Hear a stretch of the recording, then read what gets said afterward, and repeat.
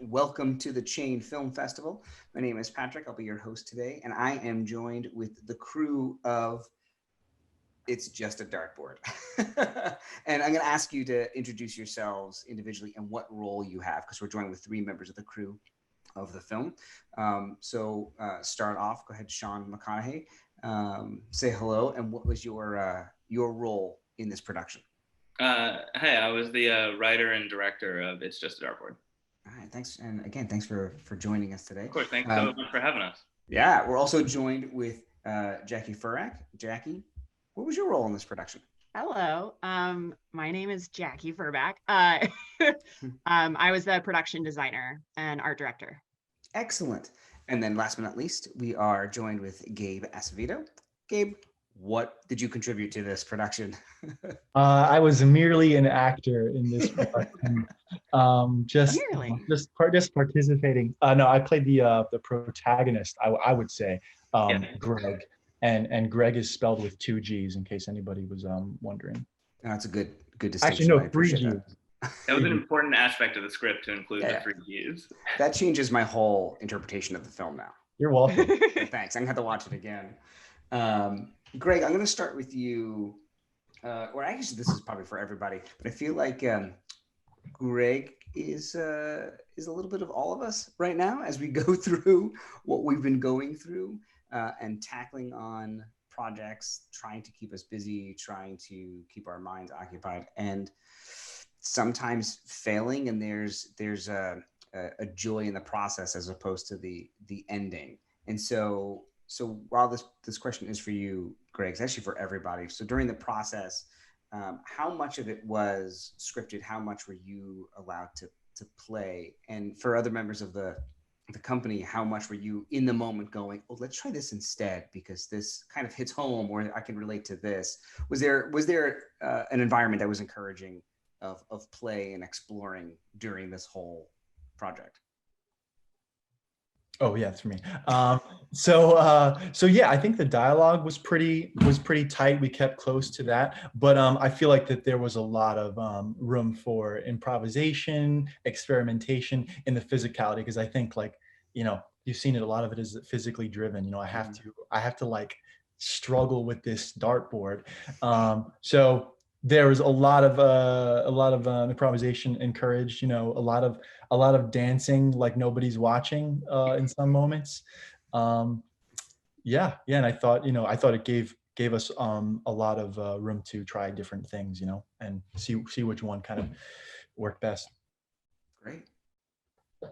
Yeah, I think we were able to get together earlier and run through some rehearsals and kind of get Gabe on board with what who that character was, and through that process we were able to try out a lot of different little maybe dialogue adjustments or the different ways he could kind of play with the character. So it was good to get some rehearsal time ahead of this. Nice. I'll give you an opportunity to respond, but I know that as our director, it might be a little bit different. But even within that, how much was there some room to play? I mean, we we had a lot of room. Like Sean and I met up and had a whole day of preparing for production and set design because we had such a unique circumstance where we had to figure out how to make a dartboard fall. Spoiler in the film. What's that? You're gonna think the dartboard's up and then it's not. Yeah. So we had to make a dartboard fall off of a nail, and doing that coordinated at a specific time. There was a long stretch of just like hours of like, well, what if we do it this way? What if we do it this way? There was at a point, Sean was like underneath the dartboard going, well, if I just like move it down really fast, maybe it'll look like falling. And we were like drilling like little holes and using wire by the end of it. I had like fishing line wrapped around my hands and gloves, in like winter gloves or something like that. Just going, okay, how does this look? And it was so there was a lot of improvisation, because what we thought initially would work really didn't. feel like that's always the case. Yeah. As much as you plan, that's all of those plans go right out the window. Yeah. And I love the fact that one of your challenges was trying to make it fall, when I feel like the challenge should be to hang it up. So that's great. I was the opposite of Greg. Yeah, everybody needs an opposite of Greg on their team. I was going to ask what was one of the biggest challenges in filming. And so it sounds like that was one of them, but I'd like to open it up just in terms of, you filmed all of this in one apartment. So that in itself presents us with unique challenges, because it's one location. And so you have to find creative ways to make that unique, and also creative camera angles. So within that, was it a difficult shoot? Or did you have it all planned out? And what was the shoot like specifically in that one apartment? I went through a lot of planning. It was my apartment, so it was in the weeks which I would recommend never to do, because your whole life turns into the set. I was sleeping on that couch because I had moved stuff into my room to accommodate for the set. So the set kind of takes over your life. So yeah, you do a lot of planning just sitting there at night and thinking through everything. But I think on the day of, it was important to shoot it. We shot it in one day in the one apartment. So it was important to kind of, keep going and maintain the light that we had, which was important. So we didn't drop off at night and it didn't suddenly get super dark at the end of that. That was kind of my main concern. Anything for either you, Jackie, or Gabe? I think that the biggest, well, I mean, aside from the falling dartboard, the other thing was preparing to paint a dartboard as fast as humanly possible with like appropriate spacing and stuff like that. I was the night before, I was planning, I was creating stencils essentially with just like big pieces of paper, and it's really hard to find like big pieces of construction or like firm like project paper from when you were like a kid creating a science project and being like, I want to tell you about volcanoes. It was like so I'm like creating like little wedges to trace around and stuff like that. I think that during the shoot, because we only had like a half an hour allotted to it. You had like 30 minutes to do it. Yeah. And so I'm just sitting there going, I'm sorry, guys. I'm sorry. I think the best part of that was, I think she was kind of being hard on herself in the moment, but in order for it to feel believable that Greg would have done it, he would have probably done it quickly, and it wouldn't have been perfect. So there was no expectation for this piece on Dartboard to be this work of art, which I thought, she ended up Jackie did a great job of incorporating the wrong number into it, which was all her idea. I figured, it makes sense that, Greg would make a mistake and, cross something out as opposed to having something to actually erase it. I don't even know if I noticed that it was a wrong number. So that's well, I crossed it off. Yeah. Oh, okay. Yeah. Greg, for you as the actor, how was the shoot for you? Any specific challenges being in an apartment? Yeah, I had a great time in the shoot overall. I think that acting like a frustrated weirdo came pretty naturally to me. So like I didn't have any trouble at all, like being a spaz when that was necessary. But I think what was a little bit more difficult was interacting with all these elements that weren't in the film. Like I talk to my landlord who's not there. I have a conversation with my mom that kind of like really kind of cuts deep into me, and I'm having this interview, this this recorded interview where I'm imagining all these people watching me and seeing this and not being impressed. So it was like imagining like all those other people was a bit of a challenge, and Sean and Jackie know because we went over it a bunch of times. But yeah, no, I mean I always enjoy that. I always enjoy having a hard time, because I want to get it better. Sure. Sean, I guess this is more specifically for you. Is this based on any real events? Oh God, yeah. I got this dartboard for Christmas maybe like when I was in college, and I brought it to New York, and I was like, I'm going to play darts. And the first year I didn't set it up. I moved apartments. The second year I didn't set it up. And then I was out of work. I was unemployed. And I like there was nothing. I cleaned my apartment. It was spotless. And the only thing that was there was this dartboard. And my roommates, it became like a thing. Like, you're never going to set up that dartboard. It's just going to be there forever. And then one day I was just like staring at Final Draft and couldn't write. And I was like, I got to do something today. And I tried to set up the dartboard, and I did not succeed at all. So yeah, it's very real to me. It was like this daunting task that was kind of just like hanging over me. Every day I'd look at it and I'd be like, that thing's gonna beat you again today, buddy. You know, you just can't. Well, I love that. Oh, sorry. Go ahead, Jack. Oh, it's okay. I was just gonna ask, didn't you tell me, Sean, that your phone call with your mom was like actually a real thing? Am I remembering correctly? Yes. Yeah. You were like, this is ridiculous. Like, wait, call a TaskRabbit. And I was like, all right. Did she like get on you for not like having like work or something? Yeah, I think she was working, and it was just like, you know, she was like, I have to go on a conference call. I was like, oh, well, I got big problems too, so. Yeah, right. I mean, I love how much life truly did. I don't want to say it imitates art, but at least informed art. Yeah, and I think this like kind of plays more in the whole pandemic and quarantine time. Like, people didn't really know what like a virtual interview was. Like, when I remember when I first wrote that, somebody asked me like, what is that?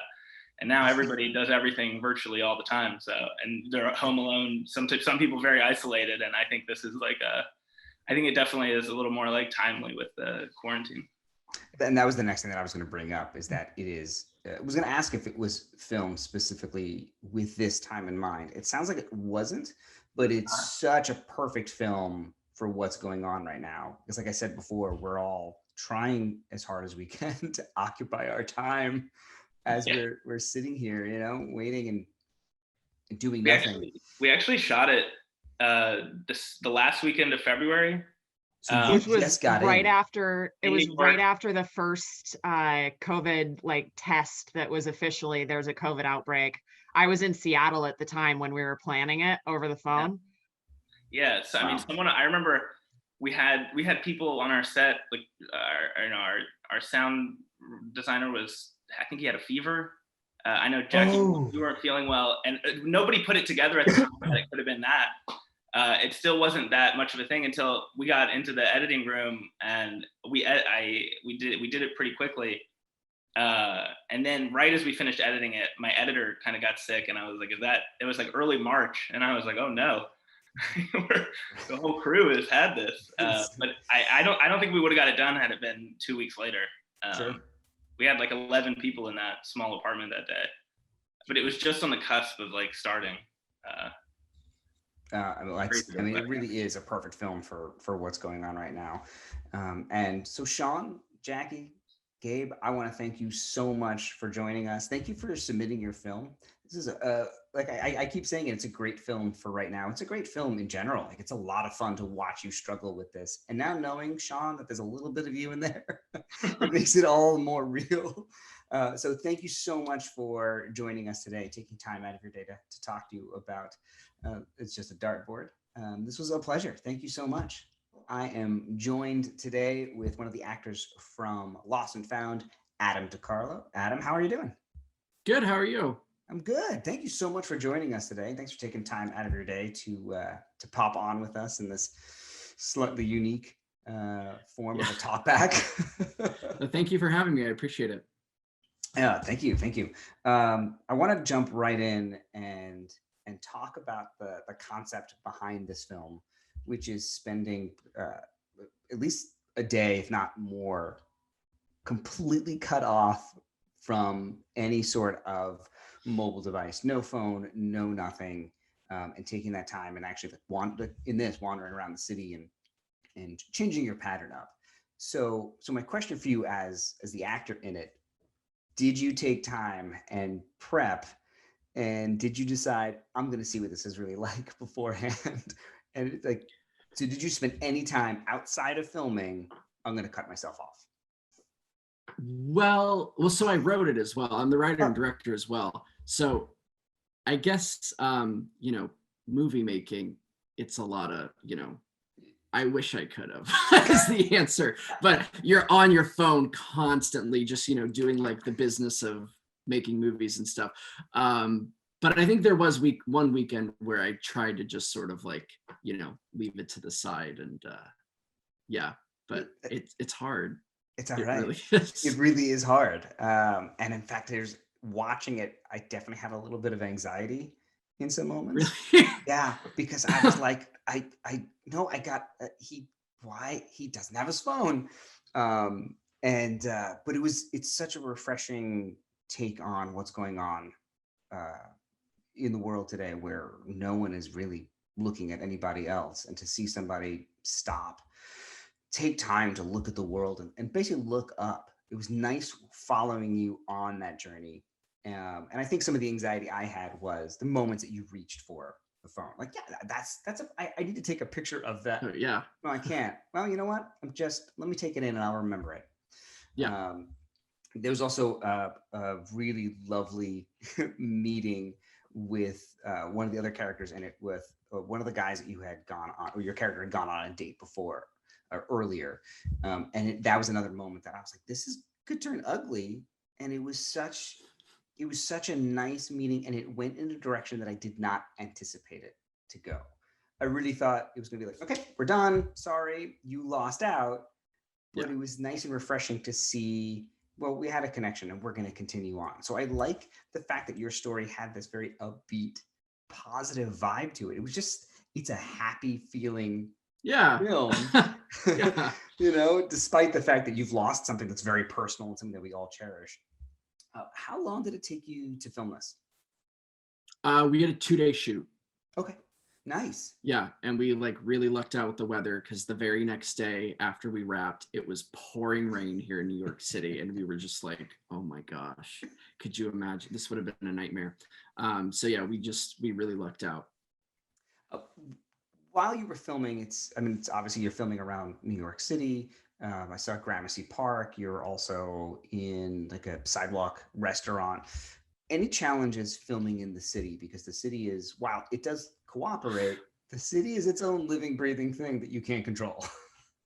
Totally. And it's one of those things, like with this film, you can only prepare so much, like on paper, because at the end of the day, you're really at the mercy of, like you said, the city, because we didn't have permits, and so much of it was this sort of like guerrilla style point and shoot with all the people who were on their phone, like in Madison Square Park and the High Line and Washington Square Park. So it's one of those things where it's like, it's in the script as we see all these people on their devices, but they had no idea we were filming them. So it was kind of like, I hope when we get there, there's enough people to even film on their phones, and then it ended up just sort of like it is in the script, everyone's on their phone, and it was sort of like shooting fish in a barrel. So again, with that, we totally lucked out. But yeah, it's, you can only prepare so much. And it's like, once you get there on the day, you're like, I hope the traffic isn't insane. I hope that, it was, we lucked out though. It was good. So it's a cast of 4, if I have that correct. Yes, it's a cast of 4. And you just said you're filming around New York City. Without permits can be a little dicey, just because if you're there for too long, it can get a little scary. So how big was your crew? So I feel like you would have to have a pretty small footprint to not draw attention. Yeah, I think it was like 10 of us, maybe, like all together with cast and everything, and producers and sound and DP. Yeah, it was pretty small. That's nice. And the restaurant we shot at, I work at, so like we got permission to do that, so that was easy. And then everything else, we did all the dialogue scenes, so the bookend of the film, we did all of that on day 1, so we had sound for that day. And then day 2 was all of me wandering around, all the montage stuff, which has no sound, so that lowered a crew member for day 2. That's great, and that's a nice the conservation of just time and energy. Let's get the hard stuff first. Yeah. So nice planning, which is sometimes the hardest thing to do, is to plan it correctly. We did all the acting on one day, and then everything without sound day 2. Well, to be fair, there's acting in day 2 as well. Yeah. I meant like dialogue scenes. You know what I mean? Fantastic film.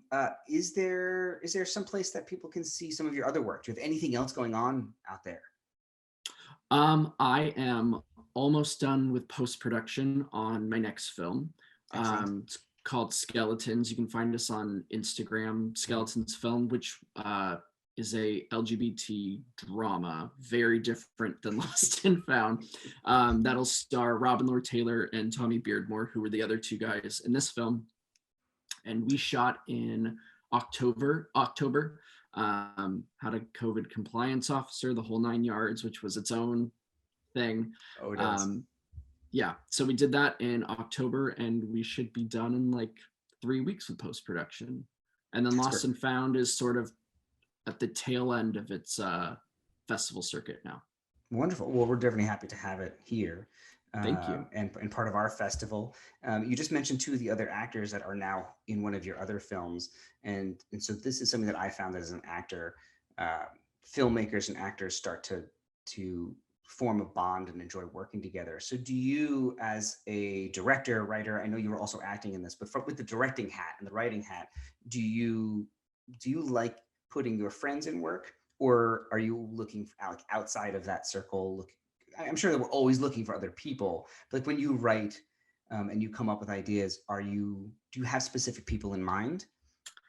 Yeah, I mean, Lost and Found, I definitely wrote the characters that Laura and Robin play, like, for them. And then around when I was writing it and kind of finishing it up, I met Tommy and was like, he's perfect for this. And we had just acted together in a short film, so I knew, his sensibilities in that regard. Mm-hmm. And then when I wrote Skeletons, again, instead of like having to go through the casting phase and maybe hire people I don't know or try, all of that stuff, it was like, I've known Robin for years. I know exactly what he can do, and I know Tommy, know what he can do, have seen a bunch of his stuff, so it was like kind of cut the middleman as far as casting. And with Skeletons, I pretty much wrote it for the 2 of them anyway. I'm not in that one. I'm just writer director on that. But yeah, it's there's a level of like trust there, and when you're good friends with them as well, and you just sort of have that bond, and it's easy to speak to them as a director.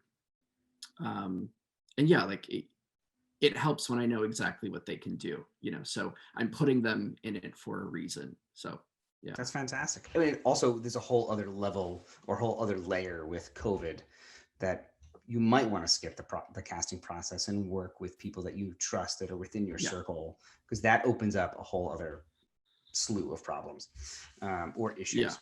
Yeah. And on Skeletons, it was basically everybody who was involved in Lost and Found we brought back, and so it was like getting the gang back together again, which was nice. And see, you're the type of writer director that I think every actor would want to work with, because they're like, oh, look, we're just going to bring everybody back again. We're going to work on something new. So that's great. Hey, I love that. Wasn't broke the first time, might as well do it again. Exactly. And again, it's just like this industry, it's relationships, and like so many things went just so well working with a bunch of new people behind the scenes, like for Lost and Found, like with my producers and the editors, and we all just got on so well. It was like, when it came time to do Skeletons, it was like, we'll just all do this again. We get on so well. So right, we'll just do it dramatically this time. Yes, God, it's such a different film. But well, Adam, thank you so much for submitting your film into the Chains Film Festival. We're honored to have it a part of our festival. Thank you for taking time out of your day. Sure. Thank you for taking time out of your day to sit down and talk with us today. This is going to be a lot of fun at the end of the block, people to get a little insight into your film. Congratulations on everything Lost and Found is doing, and good luck with Skeletons. Thank you so much. I appreciate it. Yeah, sure. I'll check that out on Instagram for sure. We could always use a plug, so why not?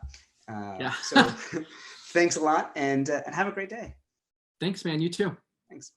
We are talking with Sue Scarlett Montgomery, who is one of the creative forces behind Bust, one of our short films that was here in the festival. Thank you so much for joining us today, Sue. How are you? Hi, I'm good. Thanks for having me. I'm so thrilled to be a part of the Chain Film Festival. You guys are got a lot of stuff going on. So much stuff going on. And we love having your film in it because it is such a New York film in a way, because I mean, it's set with New York in the background, specifically the bus system. Oh my God. Yeah, so I kind of want to talk about that. We're just going to dive right in. To me, watching it, I feel like that would be the hardest thing to deal with, would be coordinate, because you're not coordinating the public transportation, but coordinating yourselves with it. So how hard was it to film around a bus schedule in New York City? Dude, it was so much fun because, okay, you know, on the bus stops, they always have the schedules. They're never correct. They're never correct. There was another app thing that had like, okay, zoom and do this app and you'll have a better schedule. So we zoomed into that one and it was better. Mm-hmm. And it was almost right. The funny thing is like the three characters missed the bus initially. And the way they do it, you know, the bus drivers didn't know if they were supposed to stop or not. As soon as they got they knew like what was going on. I had a little chat, and then you see the same guys over again. They were so excited to be part of it. Oh my God, they were like Ralph Cramden, you know. You know? Oh, that's great. I love that. I love that they were into it. Because filming in New York City and on New York City streets, it's a huge challenge because your background is constantly changing. The people around you, people stop and watch, and you obviously had to deal with the buses. So it's great that they were into it and they were a part of it. I love that. I also kind of want to talk about what was the inspiration. I mean, I know I've read on your side, but I'd love for people to hear in your own words your inspiration for this particular piece. You know, it's funny. I was cleaning up an old desk, and I was stuck on a larger writing project that was kind of driving me crazy, and I was hitting all my walls on that. And I was cleaning up, and I found a storyboard that I'd written like, I don't know, a couple of years ago. And I initially was fooling around with it because of the advent of cell phones. You know, I'm that old, okay?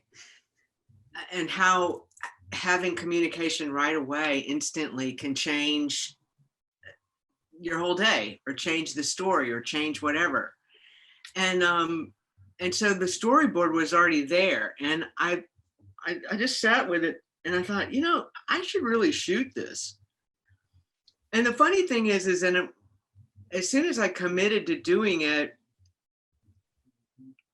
I said to myself, well, what am I bringing differently to it? I mean, I'm bringing the same, you know, no offense, but, you know, white male oeuvre to the shoot. And when I committed to doing it, it suddenly occurred to me, that all the characters have to do the same story and change characters. And that's gonna flip the script. That's gonna be the thing. And it happened, and it was that was it. It gelled. As soon as I made the commitment, the rest of it gelled.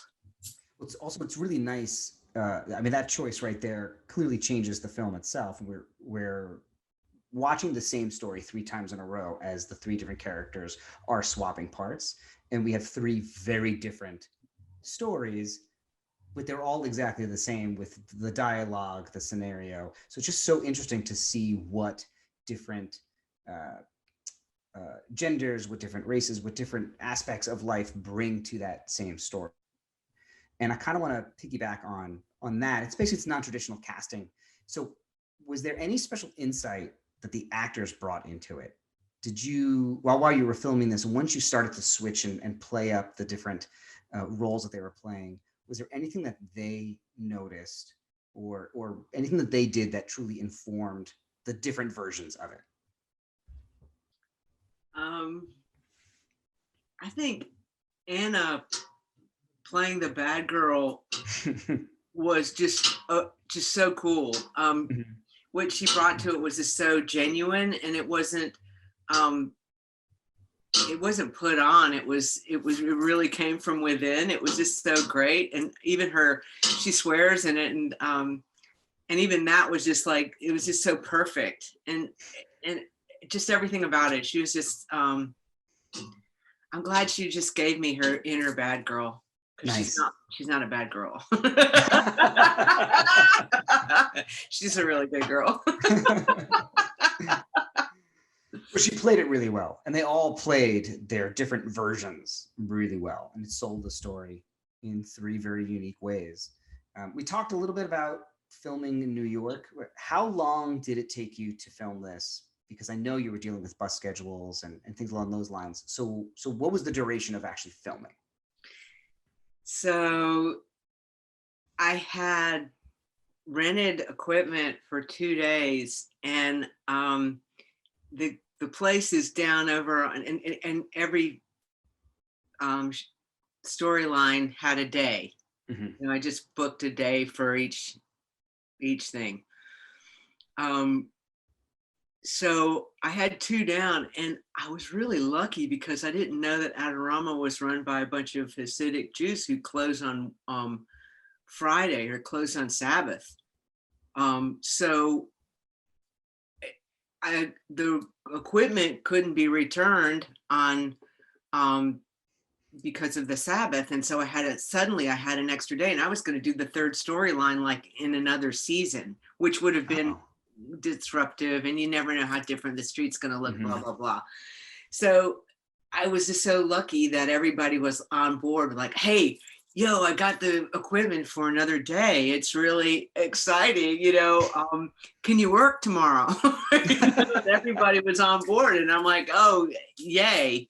I got really lucky. We all got really lucky. And I think that's part of the thing. I think once you commit to something that you care about, it invites its own magic and its own creativity into mm-hmm. the world.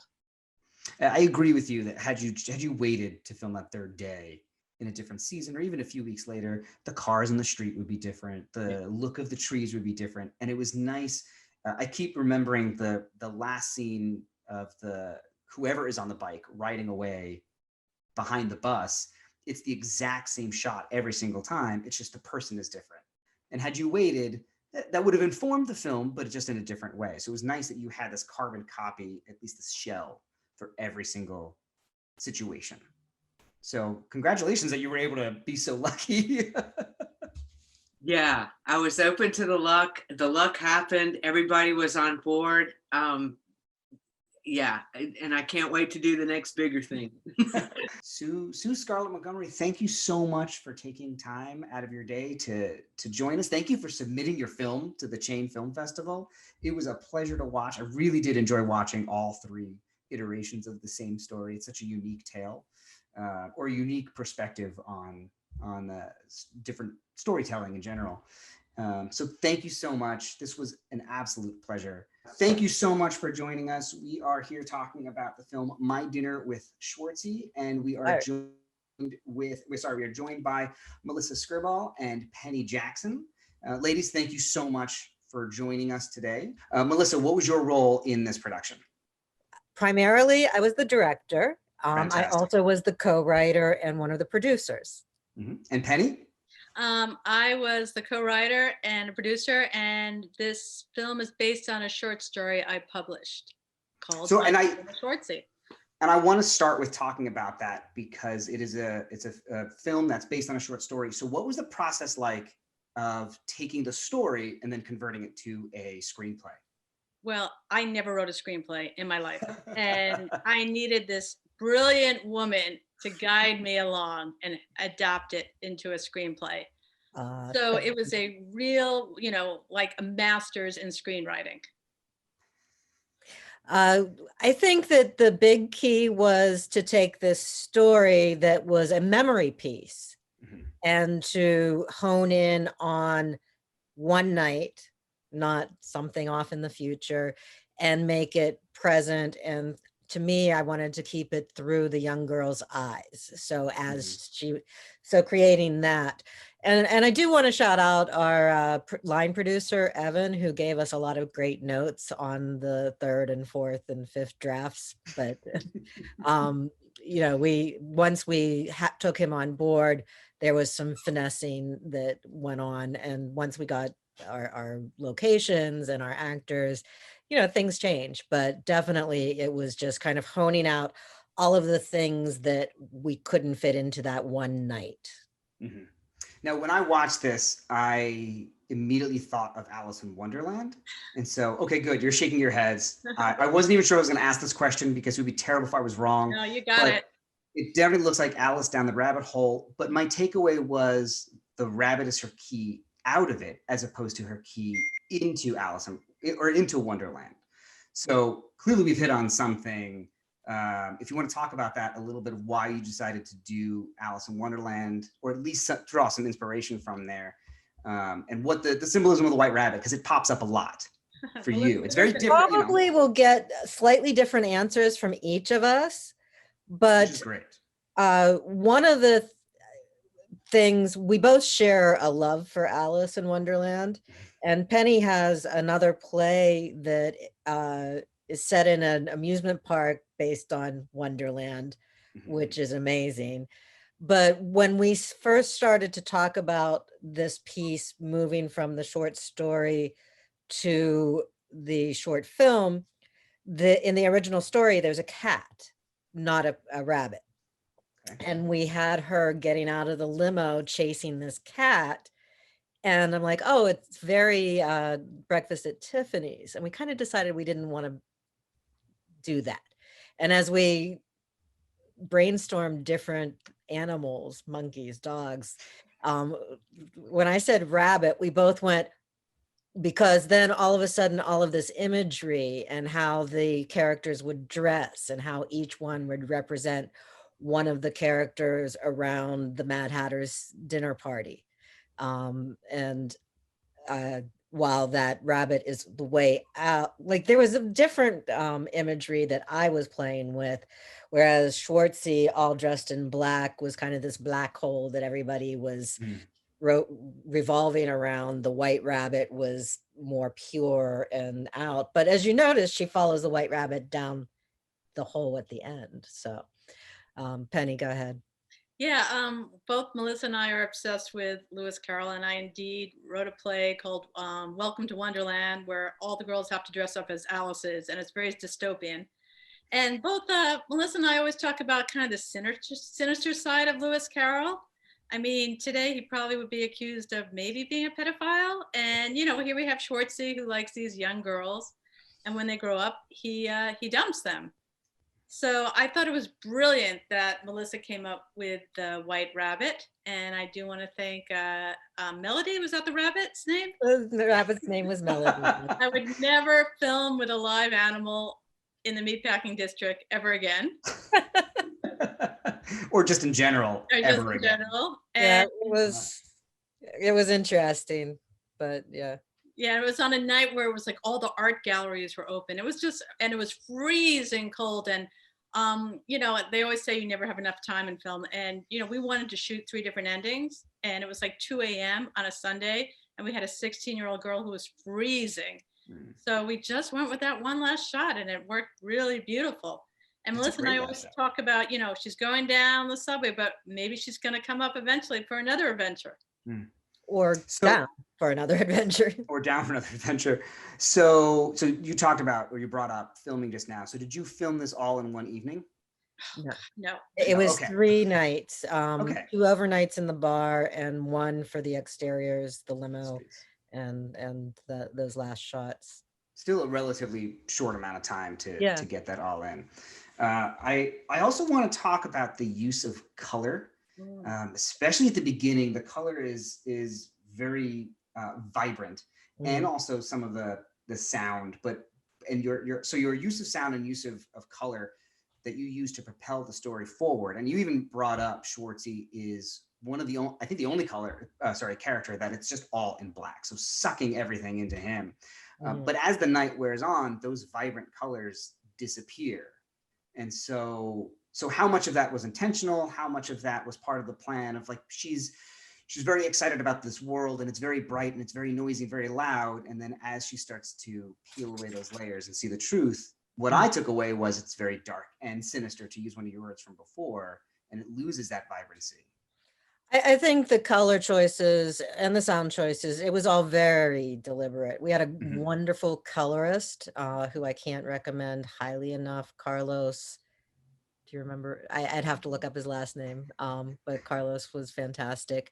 And, you know, part of it with this vibrancy, especially it changes, it gets a little more earth tony in the front room of the restaurant before she goes in through the looking glass into the Wonderland area, but through the eyes of somebody who's seen this world for the first time, and how and somebody who's drunk and young, and like I talked about how, you know, the first time, if you were ever snuck into a nightclub when you were 16, where you're like, oh my God, there really is a mirrored ball on the ceiling. Oh my, like, it's like in the movies, everything's really, and it's so big and amazing and loud and bright, and there's things everywhere. And especially if you're drinking and you're not used to it, or doing drugs and not used to it. And then later on you go back and it's like, this little place was what I was like, really? I thought this was so cool. It's like just this little room that smells funny.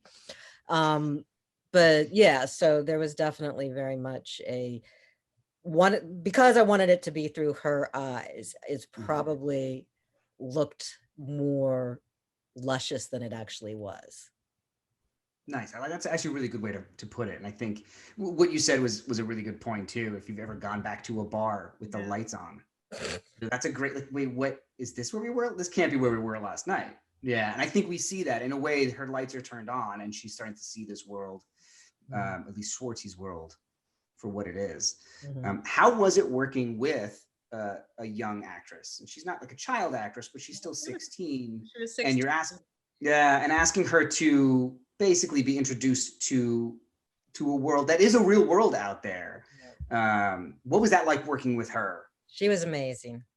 She's a real professional. She graduated a year early from one of the professional artist schools.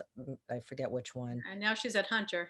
Now she's at Hunter, but you know, we talked about the script in advance and how comfortable she would be with the intimacy and the touching and things like that. And her and her mother were both on set, and we like worked everything through. You know, I guess I served as an intimacy director, and we weren't really dealing with that at the time, but we wanted to be very careful about what her boundaries were and let her set the pace. I did have, I think at least one, maybe two rehearsals that it was just Schwartzy and her, Jimmy and her, so that we could kind of improv some of what came before and the friendship that had been developing before this night, so that she was ready when we got there. But she was a pro. She was a pro in her. It was, I mean, she was wonderful. So terrific. She had to get up at 4 o'clock in the morning. And you know, when she's singing that incredible song, that was like 4:30 in the morning. Oh yeah, no problem. No big deal. And I kept making them do it again because it was so good. Like, one more time, let's get it from that. I have to give a shout out to the cast. They were just terrific. They just, you know, as you can see, it's a real ensemble piece. It definitely is. And even when you have characters, some of the characters that either just say one word or don't say anything at all, they're still extremely present in that whole scene. And it makes it such a nice, well-rounded scene. Thank you again, ladies. Thank you, Patrick. Thank you, Patrick. Sure. Have a great day. Great Chain Festival. Welcome to the Talkback for The Fall of a Sparrow. I am joined with Sarah Koviak, who is one of the actors in it, and our director, Jose Rivera. Thank you so much for joining us, and thank you so much for submitting your film. This is a lovely little film that I really enjoyed watching. So welcome to the Chain Film Festival Talkback. Thank you so much. Thank you. Of course. one of the first things that I want to talk about is after I watched this was one of the big takeaways I have. And it's the idea of who truly has ownership over these places that we're moving into, that we are living in, and that we even work and play in, and who, I guess, at the end of the day, ultimately deserves to live there. Does the person moving in deserve to live there, or does the person that has these strong memories and connection to it, do they actually deserve to live there? I was just wondering your thoughts, since I feel like that was a pretty key element to this film. Yeah, I would say that you've hit it exactly on the head. That is what this film was about. It's not really there to answer that question, but it is there to ask that question about ownership. And, you know, as you said, is it the family that has had children and children die in that family, or is it the family that's about to move in with their own new children? And the film is intentionally ambiguous in that regard. And one of the things I set out to do was to make sure that it wasn't a simple question of right and wrong or black and white, that it was much more nuanced and interesting than that kind of stark, you know, contrast. So yeah, I was really interested in giving Lily as much agency and backstory as possible, and you know, and Nicole obviously as well. Yeah, and I just love the way Jose writes, because it's true. No one's right, no one's wrong. And the way he writes, you sympathize with both characters and you see where they're coming from, and you root for both, and you want both to be able to be, you know, happy and healthy in their own surroundings. But you do really feel for both characters, and you understand what they've both been through, and they're both struggling to survive, as everybody is. There's definitely a moment while I was watching it where I think I sided with each of you. You know, I'm like, oh, of course. Well, Lily needs to move in because this is a great house, and she's going to start a new life, and this is going to be wonderful, and she's expecting, and all of this great stuff. And I went, but this person has also suffered so much loss, and those memories, like that. I'll say the ghost, but like the ghost of her brother, like he's still there. You know, this I think rings true to anybody who is either grown up in a multi-generational home, or even just grew up in a home that this has always been my home. That moment when you move out, is it still my home? Do I belong there anymore? And this addresses all of those in a very uniquely ambiguous way, but those are there. And it's a testament to you, director, actors. I mean, I picked up on that right away. So it's such a nice question that the film poses. And I think there's another one that's underneath that as well. And we see this so much in bigger cities like New York, when you add in the layer of gentrification. Well, when do those areas no longer belong to us because they're not what they are anymore? When does a building lose the memories or the ghosts when it's no longer that building anymore? And I was wondering if that's something that you at least hit on in maybe rehearsals or talked about perhaps in writing or directing it. Was there any talk about at what point, like if you were to move into that space, if your character were to move in and change it so drastically, is it no longer, are those ghosts from the past gone completely? It's a big question. Yeah. No, it's a good question, and we definitely touch on that. You know, there's a moment when Nicole is talking about her best friend Juliet, and how Juliet is not happy with all the new people coming in, and Lily says, "Yeah, I bet she's not." And Lily says, "You know, it's crazy how things are changing." So it's definitely, you know, what I wanted was a movie in which two pretty nice people are caught up in forces far, far beyond what they can possibly control. And that, you know, unfortunately, in a competitive capitalist society, everyone can't own everything. Only one family can own this building, and another family is going to be tossed away. And so that is kind of the tragedy of the story. And, you know, one of the things I want to do, and got very lucky with in the casting, was to cast two incredibly sympathetic women. Like, you know, you really feel for both of their stories. And, you know, and I just think that the issue is very complicated and not a simple polemic about this group is right, this group is wrong.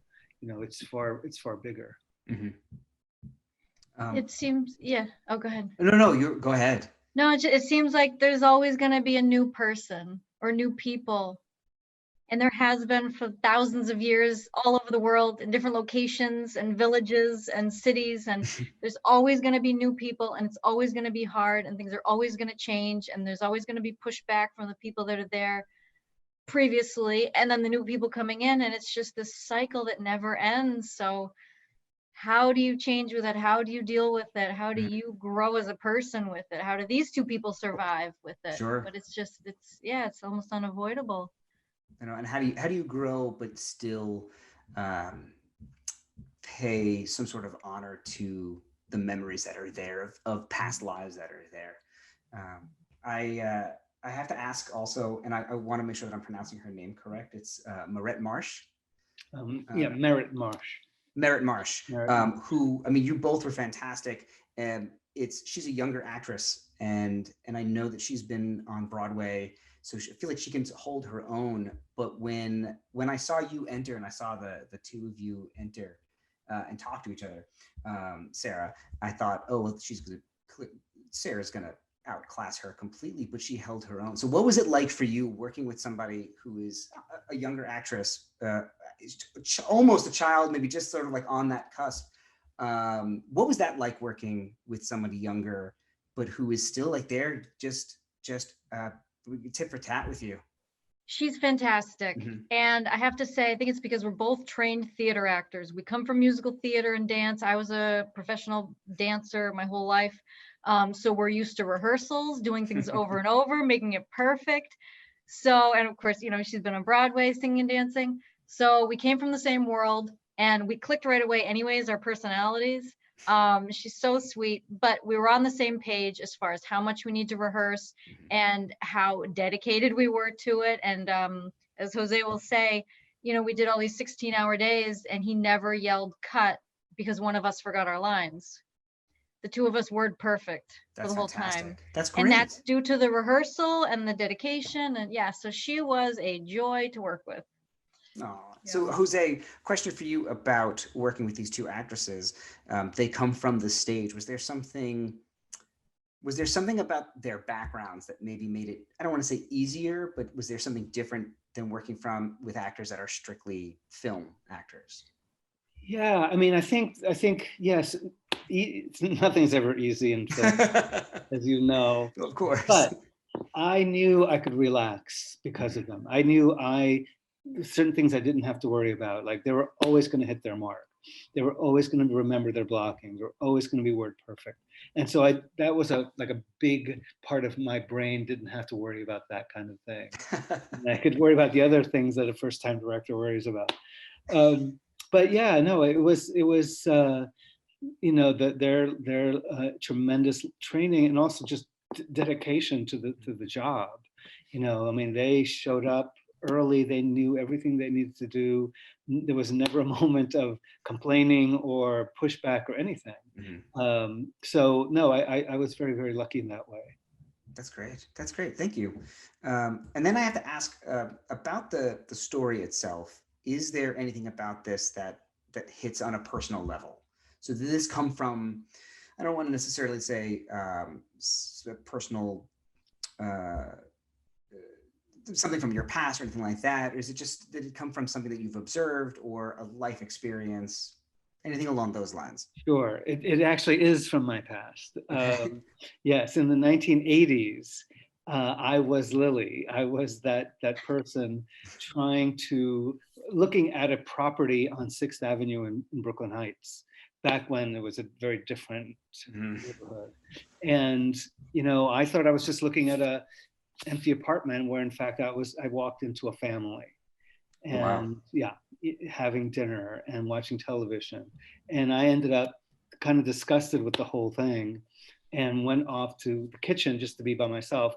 And the 12-year-old girl who lived there was in the kitchen doing her homework. And we just ended up having a very chit-chatty, not particularly earth-shattering conversation, but she was a nice kid and, you know, ended up not buying that property. but I never forgot the encounter. And so this was actually a play first. And then when I was thinking of it as a film, I thought it would be much more interesting, instead of having a man and a little girl, having two women in that situation with a lot more in common than I had with this little kid. And also the whole issue of children and generations and things like that, I think was heightened with the casting. But yeah, definitely, you know, firsthand personal experience and basically years of mulling over what that encounter meant and what gentrification is. And, you know, yeah, definitely. Thank you. Thank you very much. This was a pleasure. The film was a wonderful film to watch. Thank you for sharing this story that you've had in your life for so long. I love that you were able to transpose it to the film and bring it with us. And Sarah, thank you for bringing it to life. This really was a lovely piece. I really enjoyed watching it. Oh, thank you. Thanks for having us.